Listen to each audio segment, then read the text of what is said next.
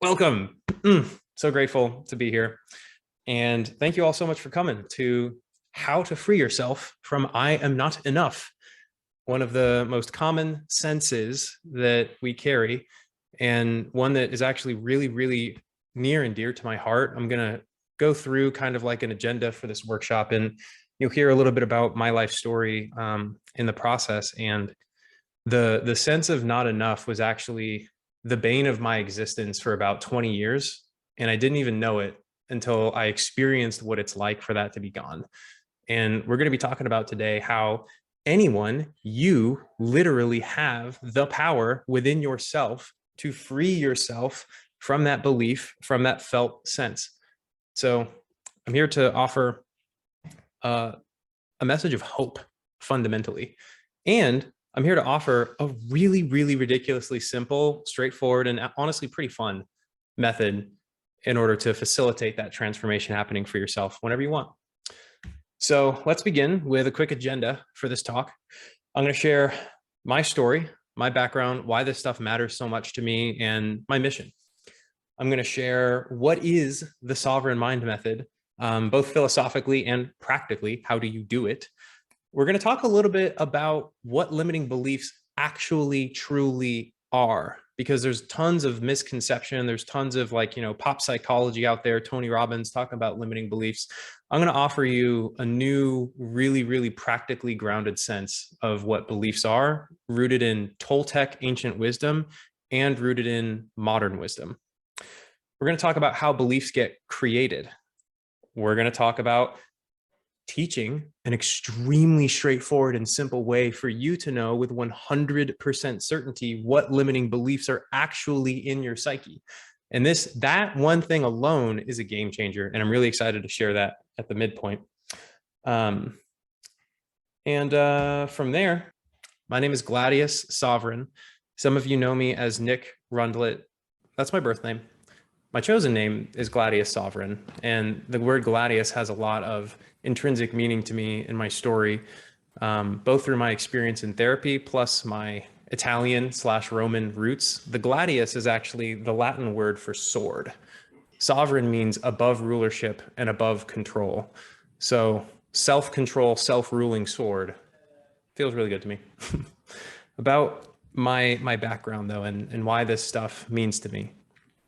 So I struggled with a really verbally and psychologically abusive father for many years. And through these experiences that I had with him, these patterns that played out where I'd be minding my own business, he'd walk up and yell at me. I'd be trying to help him with something, he'd yell at me. Like my sense of self-worth and my self-esteem and like the golden radiant ball of inner child energy that I had got covered up with a lot of black mud and black tar, specifically in my heart.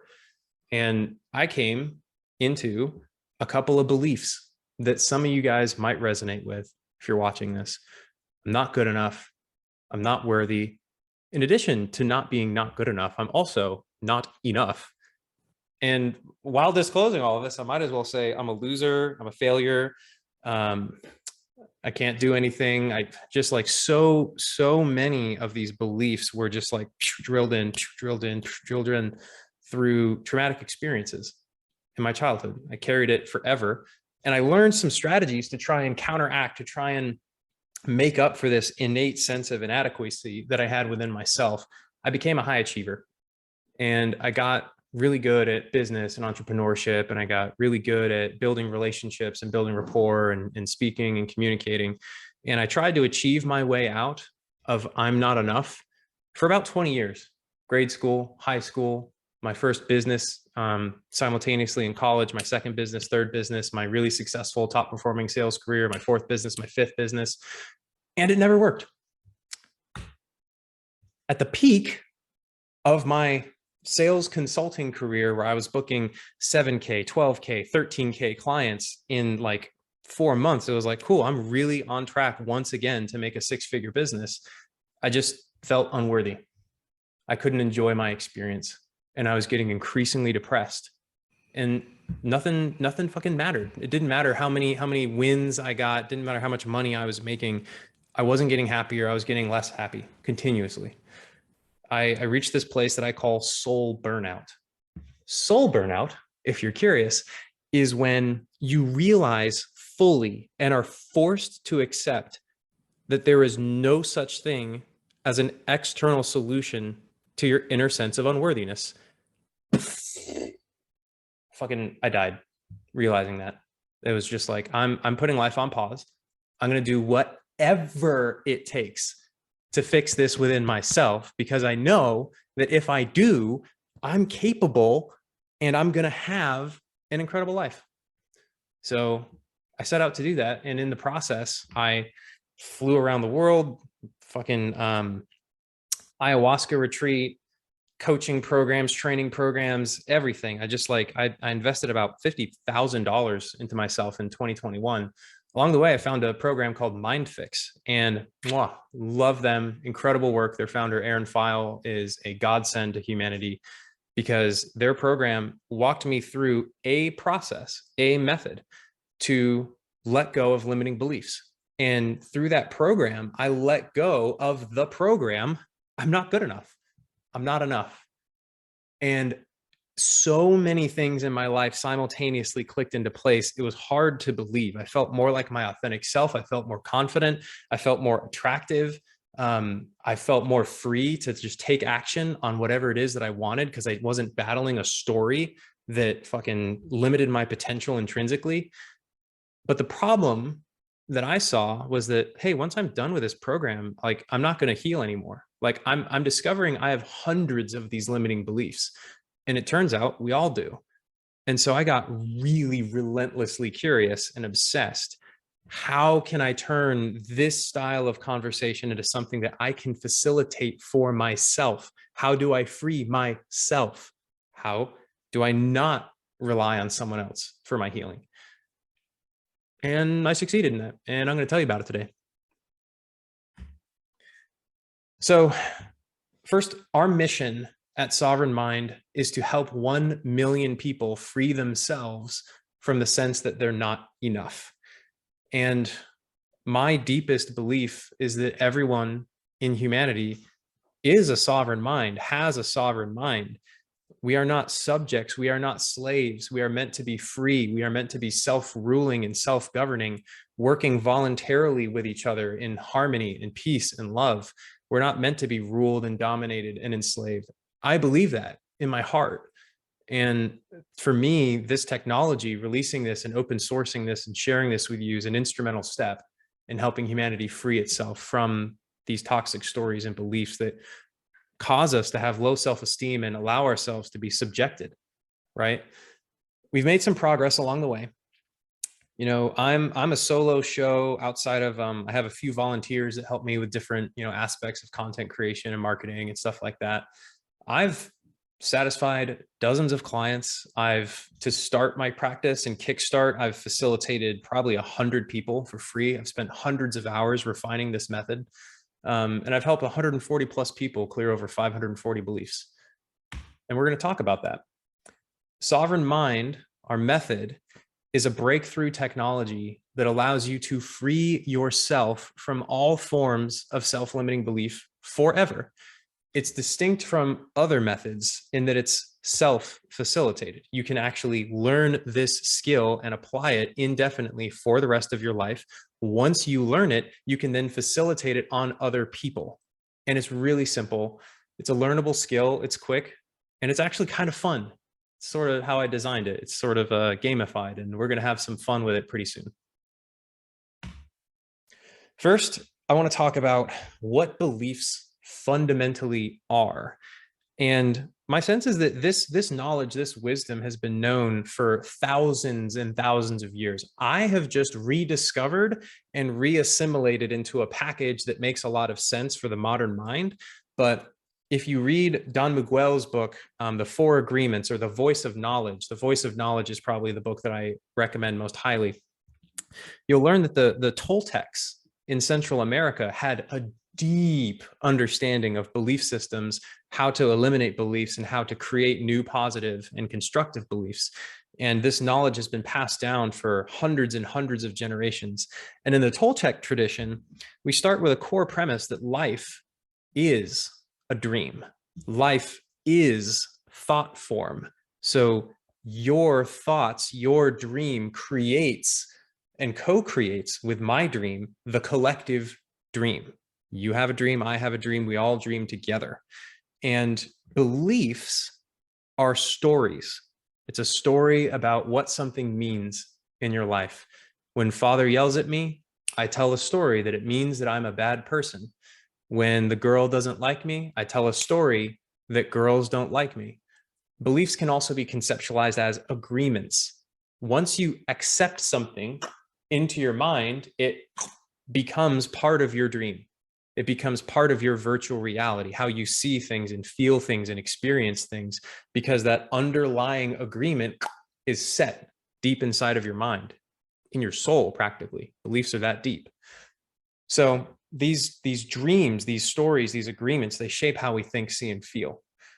The Toltecs also have this concept of the mitote. The mitote is almost like a shimmering cloud of sensory fog that prevents you from perceiving reality clearly. It's this cacophony, this uproar that's surrounding your consciousness, like 1,000 voices in a market where no one can hear anything. You can't perceive the truth because the truth has 100 different stories and agreements that all get filtered through before it reaches your consciousness. So when someone looks at you and says, "You're a really amazing person," it passes through, "I'm a bad person." It passes through, "I'm not worthy." It passes through, "I'm not good enough." It passes through, "I'm a loser." It passes through, "There's something wrong with me."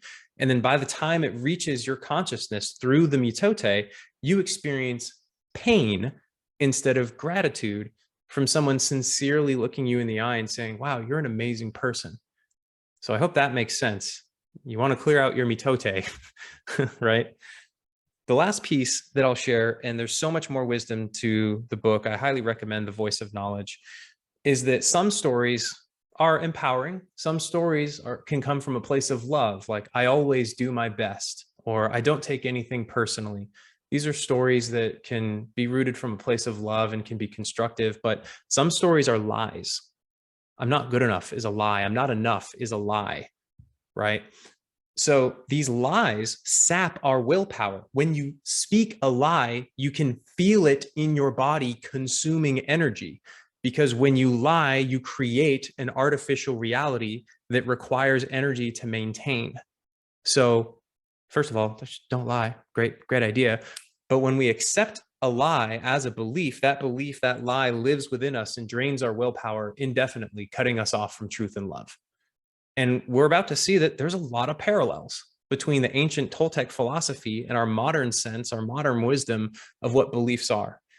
In the modern sense, life is a simulation, right? We're increasingly discovering through quantum physics and all kinds of buzzwords that I don't have the intellectual attention span to discuss. Life might just be a simulation, folks. And these beliefs operate like programs in the mind. And these programs control our thoughts, our emotions, our behavior. What's important to understand is that we don't have a sense of judgment towards these beliefs, towards these stories, or towards these programs. We create them out of a need to survive as children. And these beliefs, these programs actually served us at one point to help us meet our needs.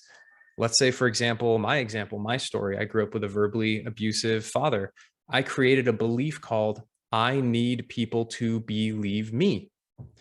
What that belief did for me is it made me try really hard to persuade my dad into different things so that he wouldn't yell at me, so that my needs for comfort and security and safety and love could be met.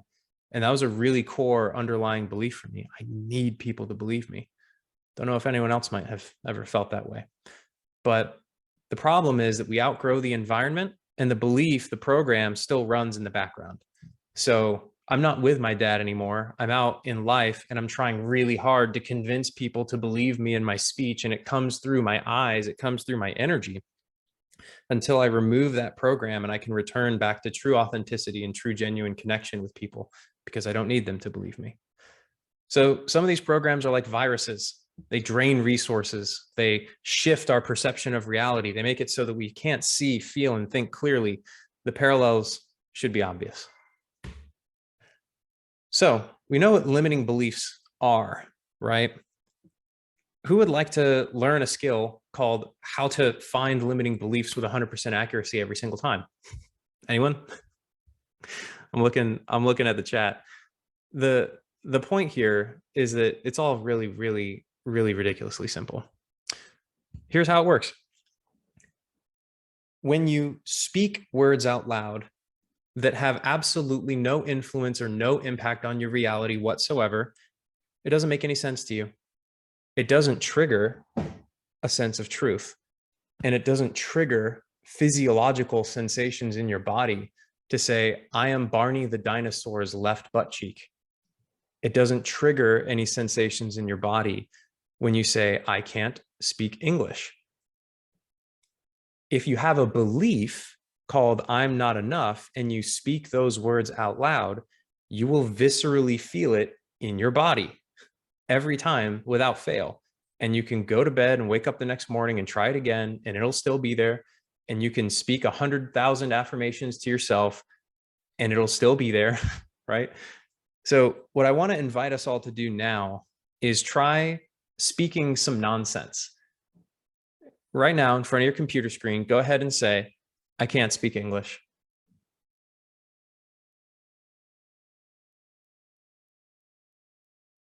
And notice, how did that feel? Kind of neutral, maybe a slight smirk. What happens if you say, I am the Pope's dancing tugboat? Probably got a chuckle out of someone, right? All right, one more. Try saying out loud, I am 32 kilobytes of mustard. All right, that one even got me. That one's kind of funny. Point being, it doesn't feel bad to say, right? It's kind of humorous. It's kind of light. That's what nonsense is. We laugh at nonsense. These other things might make a little bit of sense. Yeah, very funny. Thanks, Lion. What happens if you say out loud the words, I am not enough?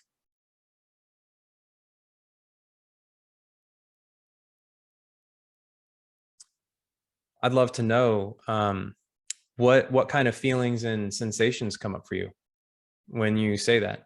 If you're open to sharing with the rest of the chat, I'd really love to start a dialogue as much as possible. Did anyone feel when they said, I'm not enough? Did anyone feel tension? Anyone feel sadness? Maybe some shame, maybe some anxiety? Go ahead and let us know in the chat. Yeah, sinking from head to abdomen. Thanks, Rome. And so a sensation of just like, oh, Ronnie feeling some tension. Yeah, all makes perfect sense. So that's what not enough feels like. But watch what happens when we spell it slightly differently, slightly different intention.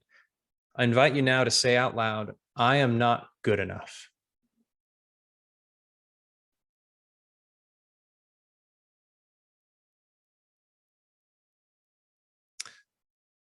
What did you guys notice this time? Rome, Ronnie, others? Did you notice a different sensation in your body? Did you notice the exact same sensation, but worse or lighter? Lots and lots of different possibilities. What did you guys notice with not good enough?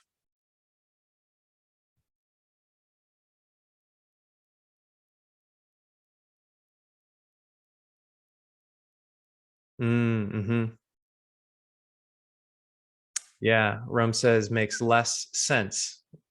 So the feeling of not enough is up here. The feeling of not good enough is down there. So this is the stronger sense. Totally.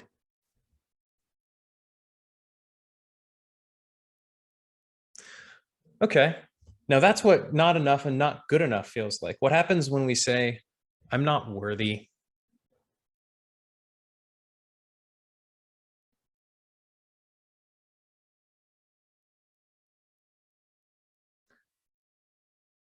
Very curious if anyone here felt a totally different sensation or no sensation whatsoever from that one. If you felt the first two and the third is like, what is that? Not worthy? What do you mean? It's nonsense. Or if maybe for someone else, it's like, oh, that's the deepest one. What the heck? The last one I want to invite you to try, and shout out to Lion Goodman for introducing this little gem. This is actually a really, really ridiculously common one. There's something wrong with me.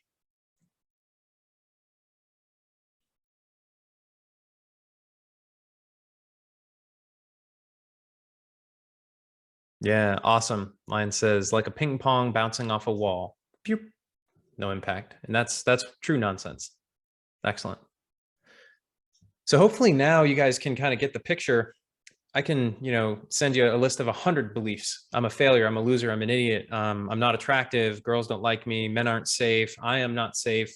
I can't trust myself. I can't trust people. You say the words out loud and you notice, do they make sense? That's how you know with 100% certainty whether or not your body believes it. And you can have a disconnect between your mind and your body. You can have a knowledge and awareness. This is not true. Nope. Fuck that. It's not going into my mind. But there can be a slight sensation of, yeah, a little bit. So just as you develop this practice, grow your mind-body connection and be aware that sometimes beliefs don't make logical sense. They just make emotional sense. So let's talk about how beliefs get created before we talk about how to clear them forever. Beliefs are a multi-sensory construct. They are an experiential construct.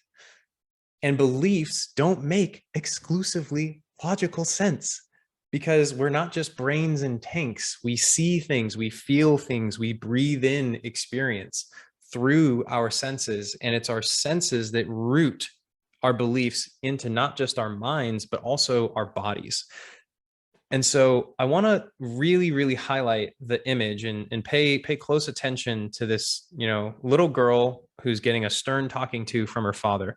We're going to talk about what's happening here in real time. They're having a disagreement. She spilled some orange juice and he's really upset about it and saying, don't you dare. You need to be more careful. You need to be more ba-da-da. You need to ba-da-da. And so what is this little girl experiencing? Well, this is what she sees, right? She sees an angry face from father. Father is her like masculine archetype God figure because she's just a child, right? So like the most important man in existence is angry and upset at her, pointing a finger. That's what she sees. At the same time, she feels fear and shame and sadness and tension and heat in her body, physiological sensations and emotions at the same time that she's seeing the anger in her father's eyes. And then a thought arises. Wow, this experience means I'm not enough, means I'm bad, not good enough, I'm a bad girl, whatever. As soon as that whole multisensory experience is fused together with the meaning, I'm not enough, belief created. Living autonomously in the mind and in the body and in the nervous system indefinitely until defused and uncreated. That's how beliefs get formed. It's a multisensory problem. And that's why you can't just logic your way out of I'm not enough. Otherwise, no one would have any problem with it. I could just look at you and say, hey, bro, you are enough. And you go, wow, my life is so much better. So it's the thoughts, the images, the emotions, and the sensations, the ties, the sensory ties that root it into your mind and body. And I'm going to introduce to you what the word confusion actually truly means, because it turns out that confusion is the root cause of all of our self-limiting beliefs. To confuse literally means to fuse together two concepts which are truly separate. So in this case, we create meaning for what's happening in our reality. In fact, you're the sovereign creator of all meaning in your reality. Unless you haven't learned the skill to like consciously wield the creation of meaning and it's happening unconsciously, that's a different topic. That's where a lot of people in humanity are at, unfortunately. But the truth is, we create our story, we create the meaning in our reality, and we fuse it. So we confuse what we see and what we feel with what we think it means. So in this case, to drive the point home with a little girl, father's stern eyes mean I'm not enough. Boom, visual attachment into the mind, created and permanently linked. Father's mean eyes means I'm not enough. That's a visual confusion, a visual attachment. The fear, the tension in my body means I'm not enough. There's the agreement. Toltec philosophy, boom. As soon as you agree that that's what that actually means and you say, I feel not enough, that's fused together forever until you undo it, until you break the agreement. So confusion is the root, the origin point of the problem, confusing what we see and what we feel with what we think it means. And defusion is the solution. I'm going to teach you some ways to clear out these confusions. And here's what the sovereign mind method is fundamentally. I'm breaking the rule of don't have text heavy slides here. So just giving you a quick heads up. Sometimes you'll have a part of you that's actually not ready to let a belief go. Because remember, you create your beliefs in order to survive. You create your beliefs in order to have certain needs met, like love, connection, safety, security, comfort, freedom, identity, independence. And if there's a part of your being, a subpersonality, an inner child, whatever, that really is attached to that for a specific reason, you're not going to be able to fully let the belief go. You have to welcome this part of your being with curiosity and compassion. And if this concept of parts doesn't quite make sense in your worldview yet, I highly encourage that you do research into internal family systems therapy, IFS therapy. There's a body of work by Dick Schwartz that is really, really incredible at documenting how we're not just one primary self. Throughout our experience, as we face adversity, we create new behaviors and new sub-personalities in order to deal with different environmental stressors. And it's those new parts that latch on to beliefs and are subconscious.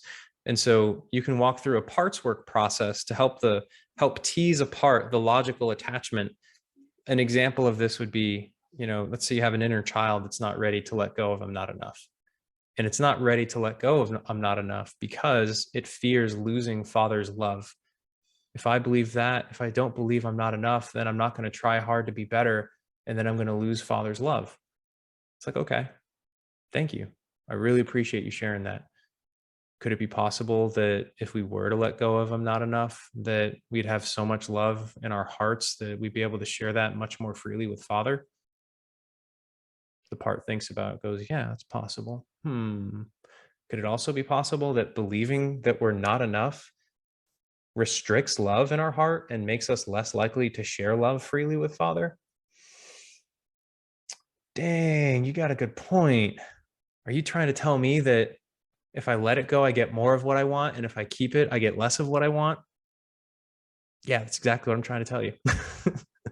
So you can logic your way through disconnecting an attachment, a logical attachment to a belief. And that's helpful, right? That's helpful. But what I'm here to tell you very sincerely is for the overwhelming beliefs in your belief system that cause you pain and suffering, processing it logically is not necessary at all.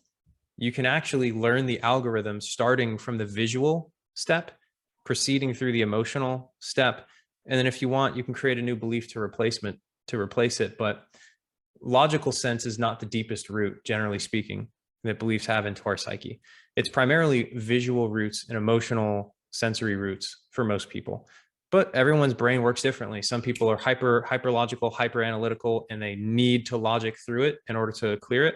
Other people are mega kinesthetic, and it's all about the emotions. Other people are hyper visual. So what I've developed here is a multi-pronged toolkit. No matter how your brain operates and no matter how your beliefs are rooted through your senses, you can use any of these micro processes in order to free yourself from it. So I hope that makes sense. And I proceed through this line of LVE, love, logic, visual, and emotional processing. So just remember love, LVE, logical, visual, and emotional processing. That's the direction that we go in. And it's pretty simple. First, we clear out any logical attachments, so I know that it's not actually literally true. And then I'm going to actually pause the presentation itself, and I'm going to kind of like walk us through these next two parts experientially so that they make a lot more sense with what I'm talking about. So look at your computer screen. You see this glass of water? I'm looking for some validation in the chat. People are paying attention. People are looking at their screen. You see this glass of water? Ronnie sees it. Awesome. It's real as far as you can tell, right? Like, I'm pretty sure that it's real. I can both see it and I can feel it. Here's a follow-up question. Can you see anywhere on the screen, I am not enough? Is it actually anywhere in the room around you? If you look around? No, of course not. Because I'm not enough is meaning. And meaning doesn't exist in three-dimensional space. You can't see that you're not enough. The question then becomes, did you ever actually truly see with your own two eyes that you're not enough? Seeing is believing. It's one of the primary sense-making processes that roots belief into your nervous system and into your mind.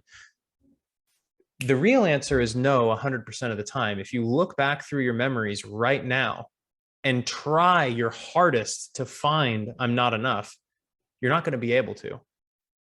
If you're new, you might confuse something that you see with that meaning, and you might say, dude, I saw kids bullying me. I saw that I'm not enough. At which point, we walk through the simple process, and we thank Morty Lefko for laying this foundation of the Lefko method, Lefko Institute. Unfortunately, he passed away in about 2014 of cancer, but we borrow pretty heavily from Morty Lefko and the Lefko method for this process in particular. The question becomes, did you see I'm not enough, or did you see children pointing and laughing and speaking words? Shit. Technically, I saw people pointing and laughing and speaking words. It's like, ding, yup. Did you see there's something wrong with me? Or did you see your father's eyes angrily looking at you? Did you see your parents behaving? Okay. I'm starting to pick it up now. Yeah, I saw people behaving and I saw things happening, and I created the interpretation I'm not enough and then projected it onto what I saw, right? Yeah, that's exactly what happened. Bingo, you nailed it. Because it's not possible. It is physically impossible to see I'm not enough. Like you can see a glass of water. Does this point make sense to everyone? I want to make sure that I'm driving it home adequately. If anyone has a question, I want to, open up the floor. All right. Rome says making sense. Cool. Appreciate you, Rome. Maeve, brilliant. Love it. So the name of the game here, this first step, right? Clearing out your visual sense from the belief, is to find the finite number of memories that are attached to the belief and realize that you never saw it. So you look through all the bullshit you went through at school. Yeah, I never saw I'm not enough. I saw teachers put grades on papers. I saw kids laugh and point. Okay, cool. Look through all the stuff at church. All right, I saw preachers talking. Great. Look through all the stuff at home. I saw mom and dad upset. Great. Boom, boom, boom, boom. Freeing yourself from the different levels of confusion, fusing together what you saw with the meaning of I'm not enough, and now defusing the confusion. After that process, most people say, okay, I didn't see it. I'll grant you that.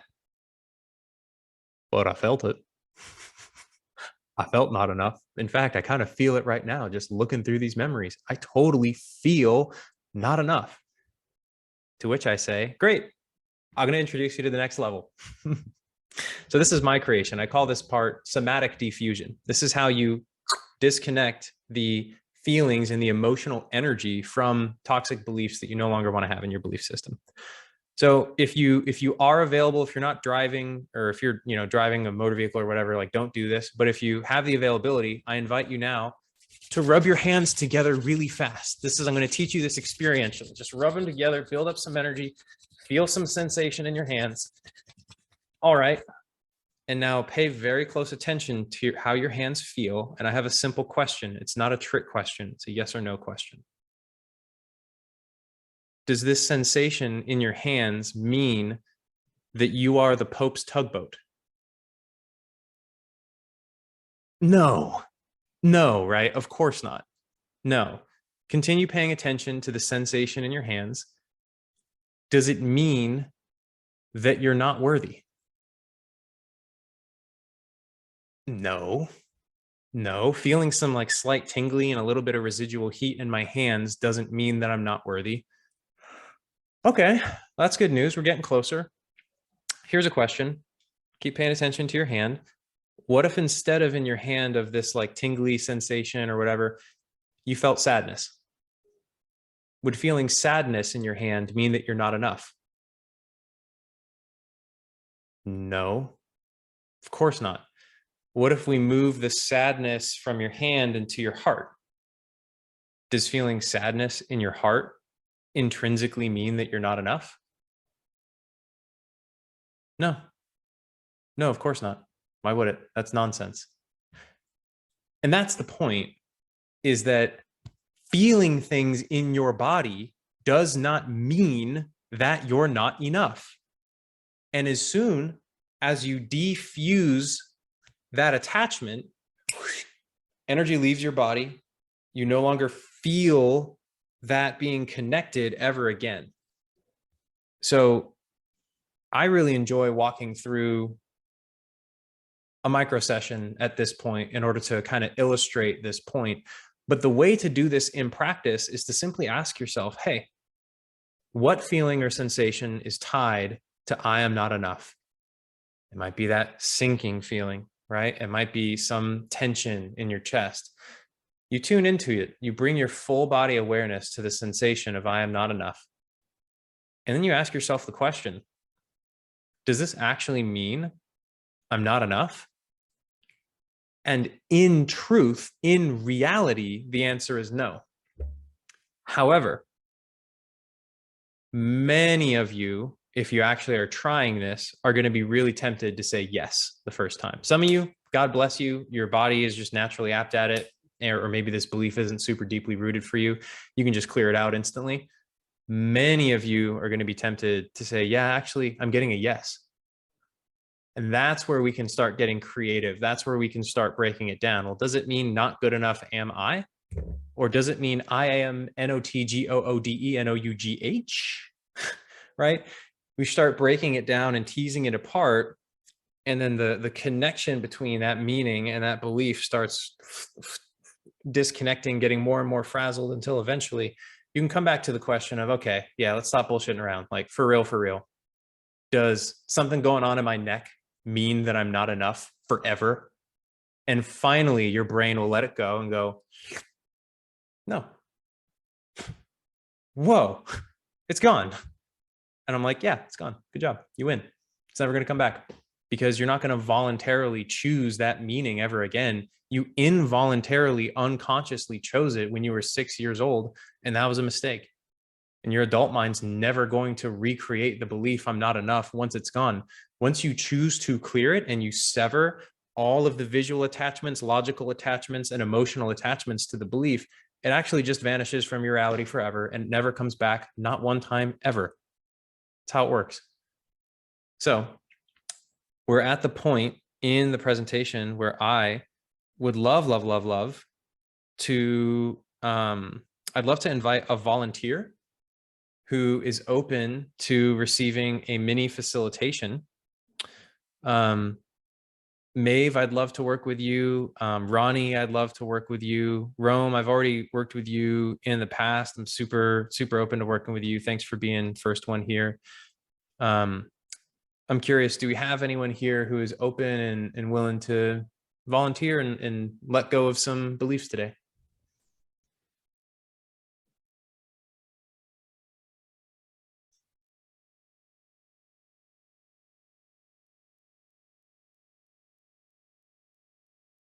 Maeve's open. All right. Super appreciate you. Let me go ahead and bring you up on the stage of root here. Hey, Maeve. Hello. Are you able to be somewhere where you have like some privacy and comfort? Let me see. I'm unfortunately at Starbucks right now, but I think I can go outside.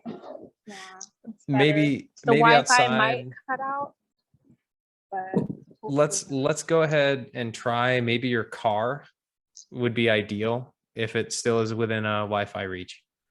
I don't think it is, but but I'm okay outside. Like, there's no one really out here. Like, okay. I'll be brave. Oh, you're a rock star. Appreciate you. Yeah. Okay. So I'm curious, Maeve, did you test any of the beliefs from earlier that triggered any sensation in you? Yeah. It was weird that the I'm not worthy one kind of made me feel like really floaty, where my head started to like move involuntarily, which kind of means that like I'm either dissociating or like connecting to something. It was interesting. And what did you notice from the other beliefs? Were there different sensations with not enough versus not good enough? It was harder to notice those. Okay. I just kind of felt slightly neutral, but like heavy. So it didn't make as much sense, and unworthy was kind of the deepest root. Possibly. Okay. Well,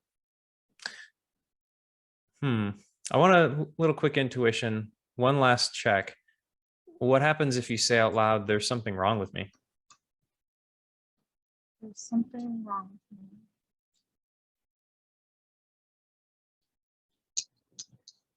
I feel like my eyes twitch a little bit. Okay. So also not nearly as strong as I'm not worthy. That's kind of like the deepest. Yeah, but let me see. I'm not enough.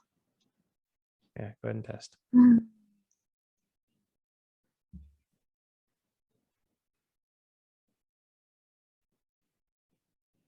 How did that feel?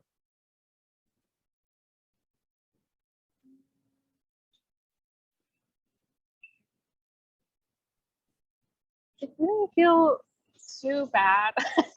I mean, I don't know. Maeve, I think that for the sake of today, let's just go ahead and rock it with I'm not worthy. Is that okay? Yeah. And I always like to ask for consent because I really, really, truly respect individual sovereignty, meaning like you're free to always make your choices. Do you want to sincerely let go of I'm not worthy today? Yes.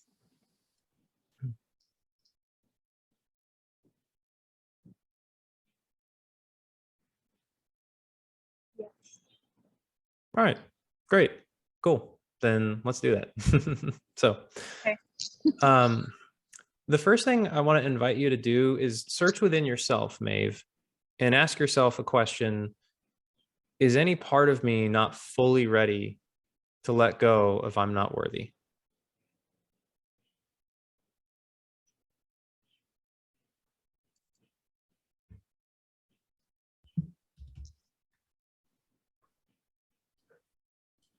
No. All right, great. Then we probably don't need to process it logically. I'm sure that you know deep down you're a worthy goddess being, right? So Yeah, somewhere deep down. somewhere deep down, for sure. Great. So we won't waste time processing it logically. The next thing I'll say is you have access to video, right? Yeah, So you can see this glass of water. right. Awesome. Have you ever seen I'm not worthy like you can see this glass of water? No. Now, that was a really quick response. What I want to invite you to do is really look hard through the memories that are attached to I'm not worthy. Look at what happened. Go ahead. I'm noticing more of a sensation in my belly, like a strong sort of empty feeling in my gut, as opposed to anything super visual. Cool. We'll get there in just a sec, I promise. I want to invite you to look through really common places for people. Look through past romantic relationships, look through past memories with mother and father, look through school. I really just want to make sure, have you ever seen I'm not worthy?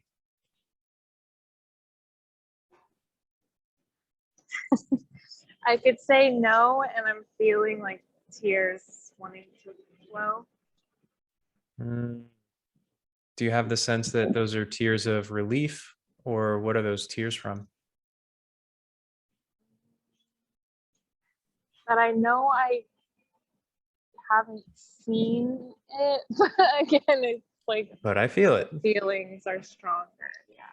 Yeah, okay. Let's go ahead and move to those. Can you share what feelings and sensations you have in your body that are tied to I'm not enough? Like Excuse me, absolute worthy. emptiness and like endless pools of tears. So absolute emptiness and deep sadness. Mm-hmm. I want to invite you, Maeve, to connect with the deep sadness and bring the deep sadness into your present moment awareness and just be with it. And let me know when you're with it. I had it a moment ago, and then it's like I can feel it like harder to grasp now. All right. Possibilities. Go ahead and see if you can reconnect to it.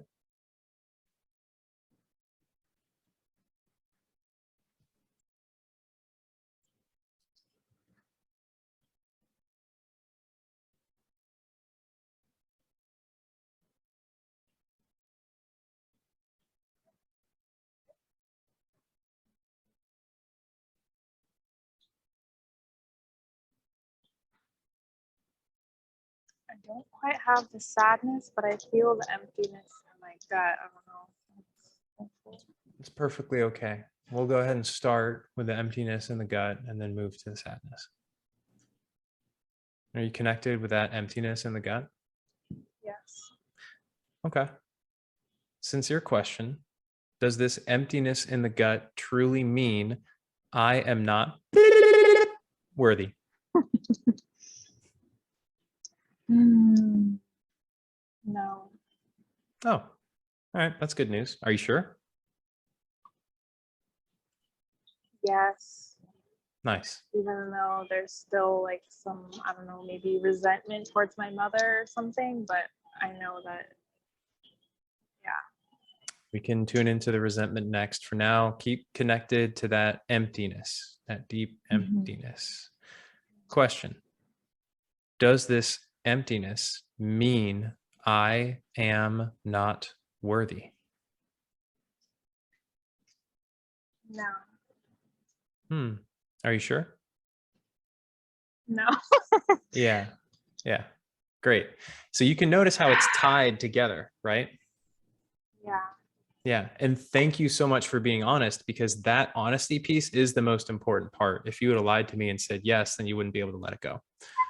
So I want you to double check with yourself, because there's two possibilities. One is that it's just a deep attachment. The second is that there could be a part of you that is not willing to let go of this feeling.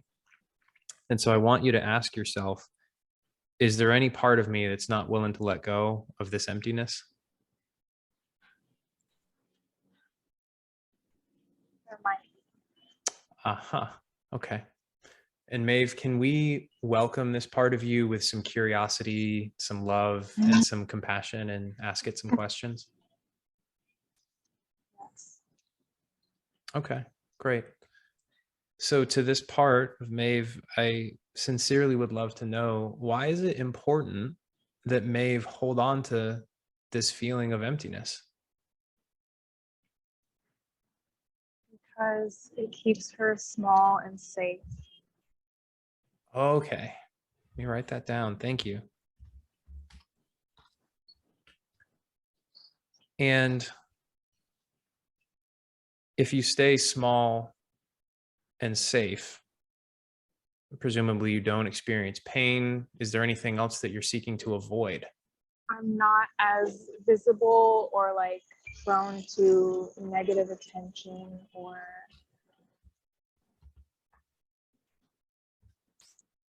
like I'm not as powerful, so I don't cause any issues or something like that. Okay, beautiful. Really thank this part for sharing this self-awareness with you. It's important. Thank you. Lots of compassion for this part who's sincerely trying to make an attempt to keep you safe from negative attention, causing issues, staying small. To this part, I wonder if it might be possible that being powerless might make it such that when other people want to cause Maeve harm, that she can't quite stand up for herself as easily because she's playing small. And in that sense, could it be possible that holding on to this unworthiness kind of makes Maeve a little bit less safe? Yes, definitely. Yeah. Mm.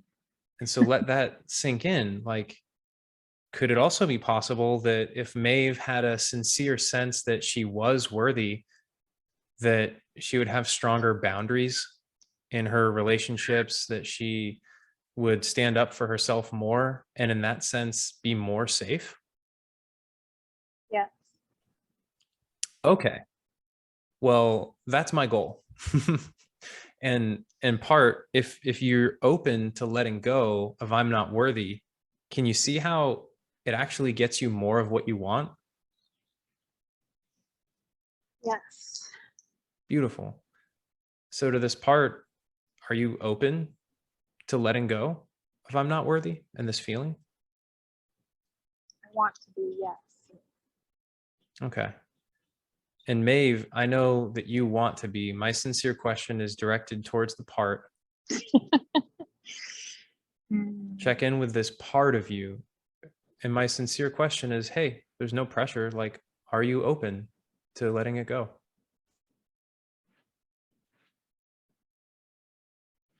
Dang it, there's a part of me saying no, and I'm annoyed with that part, but I know that, yes. Is it another part, separate part?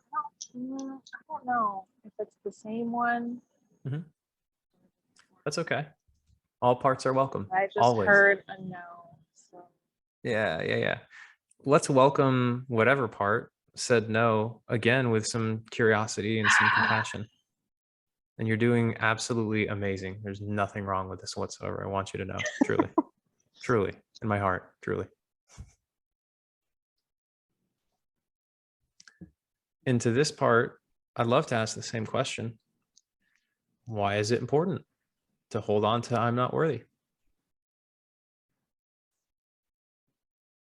there's so much fear of who I would be and the pressure that would come from being more full or like in my power and having desires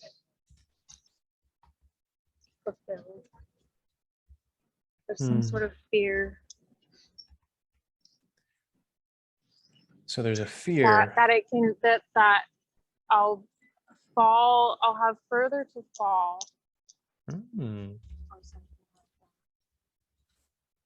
like that. Like it'll get taken away, Mhm. and I'll just have further to fall if I'm right. I totally get that. It's fear of who I'd be, the pressure that would come from being in your power, having your desires fulfilled. And what if that gets taken away? Then you have further to fall. Is that right?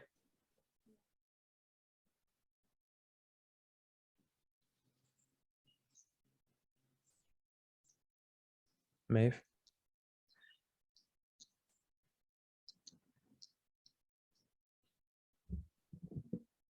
Are you with us?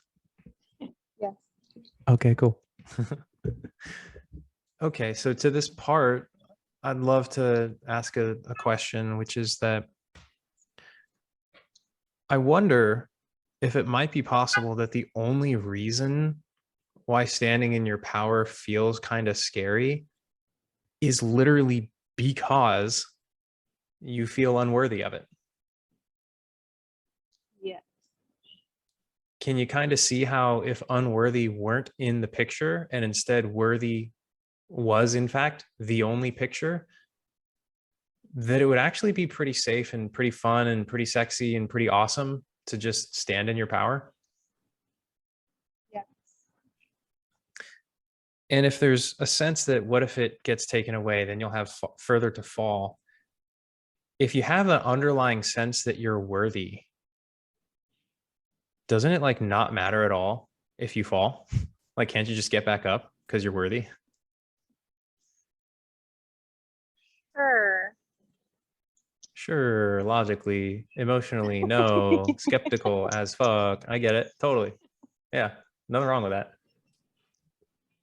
It sounds like this part's also trying to keep you safe from pain. Yeah. Yeah. Part, I've got another flip side to this equation, which is that if Maeve believes that she's unworthy, doesn't that kind of cause her endless emotional pain all the time? Yes. Oh, so if you want to keep her safe from potential unrealized that is not even happening in this present moment reality pain, and your strategy to prevent future pain is to embrace endless real-time actual visceral pain, can you see how that doesn't work too well? Yes. Thank you. Totally. My question is, would you like to feel less pain? Yes. Okay, great. Part, are you open to letting go of I'm not worthy so that Maeve can feel less pain? Yes. Yay. Okay, you're a rock star. I really appreciate you. And all parts are welcome. Go ahead and check now. Are there any other parts for any reason that aren't quite ready to let go of I'm not worthy? No, not at the moment anyway. Mwah. All right, beautiful. Then Maeve, I invite you to just check in with that empty sensation in your gut and reconnect to it, that feeling tied to I'm not worthy. Are you with it? Yes. Question. Does this feeling mean I'm not worthy? No. Are you sure? Yes. Ah, look at that. And does that feel defused? I feel different if I look around. I feel lighter. Yeah, yeah. Sounds like you did it right. Yeah, Yay. yeah. And now I want to double check. Is there any other feeling, any feeling at all, sensation that's tied to I am unworthy? There's a pain in my heart. Connect to that pain in the heart. Question. Does this pain in your heart mean I am unworthy?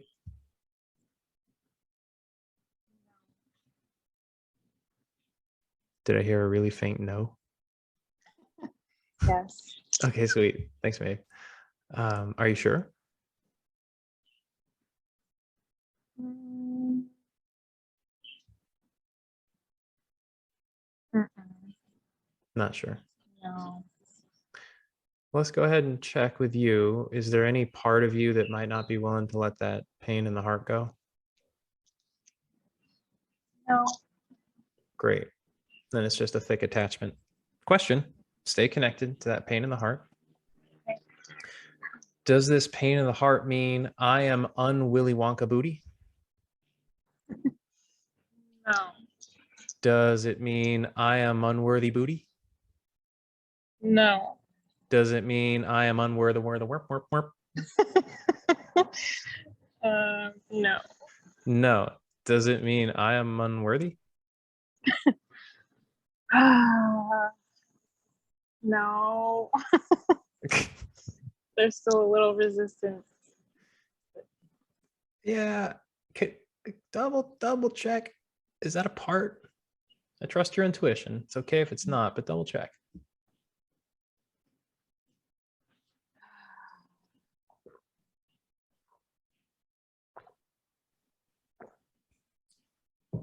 No. Great. We'll break it down differently. Are you connected to that pain in the heart? Yes. Does this pain in the heart mean the English word I?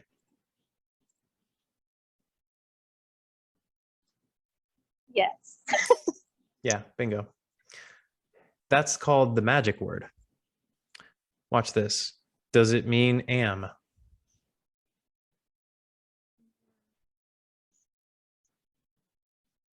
No. No. Are you sure it doesn't mean am? No. Come again?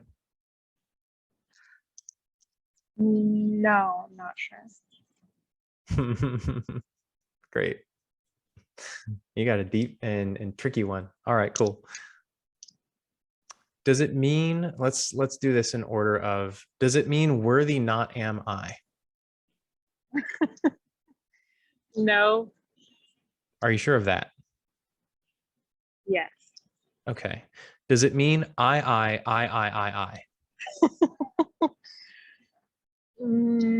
No.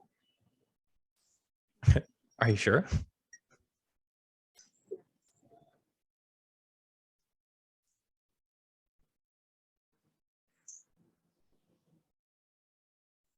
Yes. Cool. Great. Does it mean am? No. Does it mean not? No. Does it mean unworthy? Mm.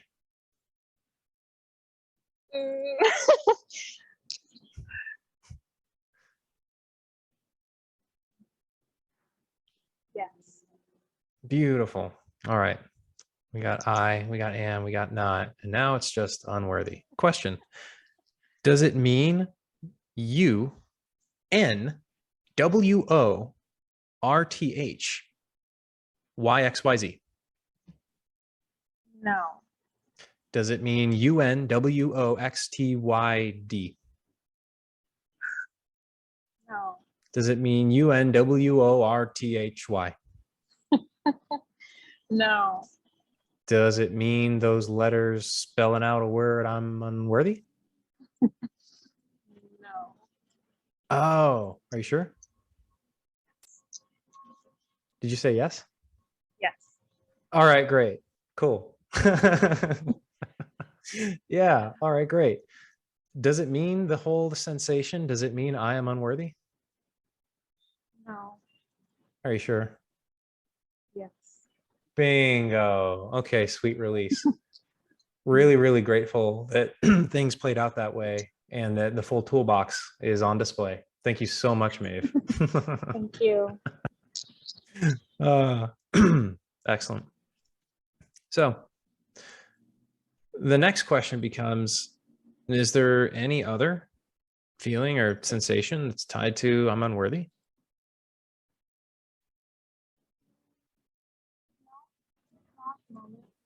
Not at the moment. Beautiful. All right. Maeve, I invite you to say some nonsense. I invite you to say, I am the big lady booty. I am the big lady booty. I am the Rudy to booty. I am the Rudy to booty. All right. Awesome. What happens if you say, I am unworthy? I am unworthy. Hmm.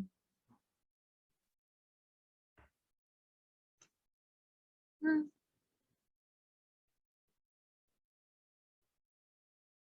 Nothing really. Yeah. Great. I want to double check though. Nothing really or nothing at all? Well, there's still a lingering heaviness in my chest, but I feel like, I don't know, maybe it just needs some integration or something. That's a super distinct possibility. That's actually quite common, is that when you release it's almost like releasing a channel of energy that's been bound up for 20 years. And sometimes it takes an hour to dissipate. For me personally, yeah, it feels like that. That's something that I've experienced many times, particularly with some of these deeper beliefs. That heart attachment was actually really, really, really, really, really, really strong. It's not normally that really, difficult. really strong. Yeah. Feels very deep or felt. Yeah, right. And I'm so proud of you. You did freaking amazing letting that go. Chat, can we give it up for Maeve? Whoa. Whoa. She freaking healed it. So Maeve, thank you from the bottom of my heart for volunteering in my first live workshop with this format. I really, really have deep gratitude for you. I'd love to hear, like, how do you feel in this present moment? I feel more present and grateful. And I'm feeling like the light, like the feeling in my chest sort of like dissolving, dissipating slowly. So it feels relieving. Incredible. Incredible. Well, that feels good for now. we managed to nail the micro demonstration. And yeah, again, sincere gratitude, Maeve. All right, I'm gonna put you back in the chat, and I'll go ahead and go back to the presentation because we're gonna wrap up a little bit early here, which is great because I've got a busy day preparing for a mastermind. Should be able to see my second screen now. Is that right? Someone possibly confirm. How do I even see the chat? Yes, brilliant. Thanks, everyone. All right.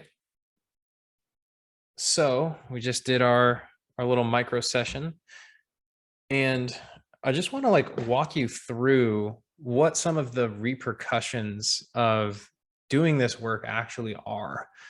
I've had so many experiences of taking people through 30-day containers, taking people through one-off sessions, and these are the results that happen every single time. Every single freaking time.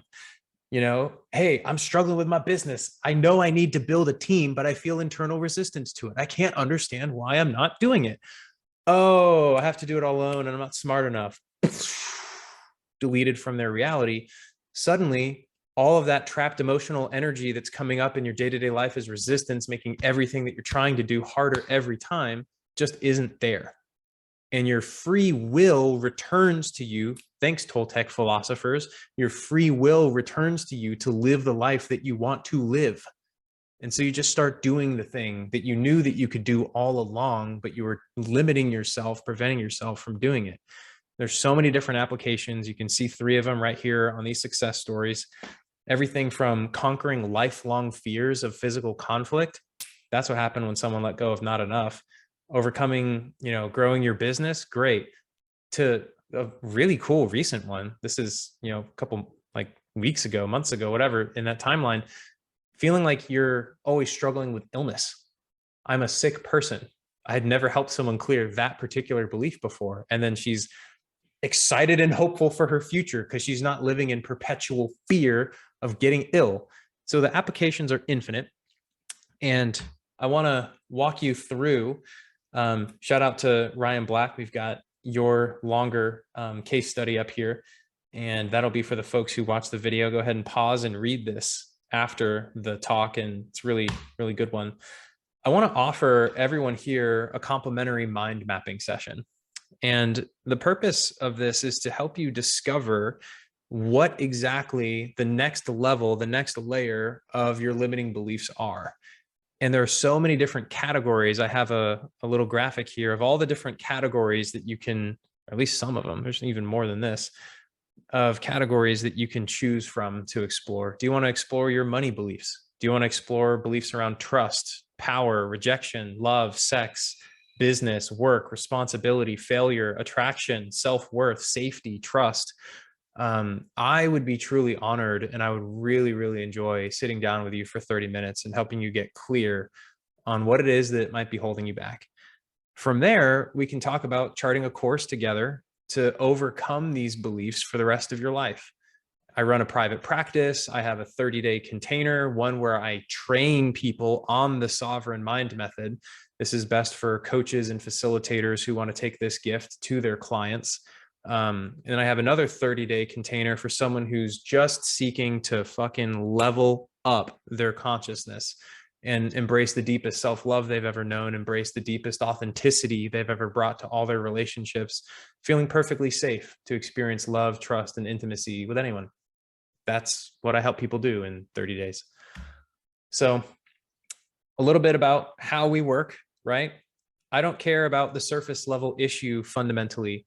I care about reverse engineering the surface level issues that are showing up into your life down to the core toxic root belief. If you say, well, I'm struggling, I don't really want to go out and date people because I just don't take the effort. We're going to trace that all the way back down to I'm unworthy. And we're going to let go of that, right? I'm not going to waste our time focusing on, I don't have the self-confidence to go date a woman. It's like, no, that's not your root belief, bro. Your root belief is I'm unworthy. And when you shift that, 100 other things are going to click into your life simultaneously for the betterment of your entire being forever. So your love life, your sex life, your financial life, your inner game and inner self-confidence and how you feel, your physical body is going to feel lighter. It's just like, let's just go straight to the roots, guys. How do we do it? Well, you just witnessed. Sometimes we have parts of our being that aren't ready to let go of beliefs. Sometimes we actually believe that we saw proof in our environment. Sometimes we are tricked into believing that our feelings mean that the belief is true. Great news. None of that's true. That's all nonsense. And we'll walk you through the process, and you'll never feel that way ever again. You'll never see things that way ever again. And you'll never think that way ever again. That's how the sovereign mind method works. This is something that you can learn to do for yourself. You can feel free to contact me. You can feel free to book your mind mapping session anytime. I'd be honored and love to help you out. And thanks a lot, everyone, for being here. I'm going to leave you with a message of hope, which is that this webinar is going to be posted online. It's going to be posted on my YouTube channel. And it would really mean a lot to me if you shared it with as many people as you possibly can, because something very magical happened today. In our facilitation, I had to use pretty much every single tool in my toolkit, which means that when I post this, it'll be the first time that the sovereign mind method has truly been open sourced. And if you send people to that experience, they'll heal along with you. Beautiful. So, consider sharing it with someone if this was meaningful for you. I love you guys a lot. Thank you so much for being here with me. I'm going to stop the share. I'm going to stop the recording. And I'll hang out here for some chat if anyone wants to.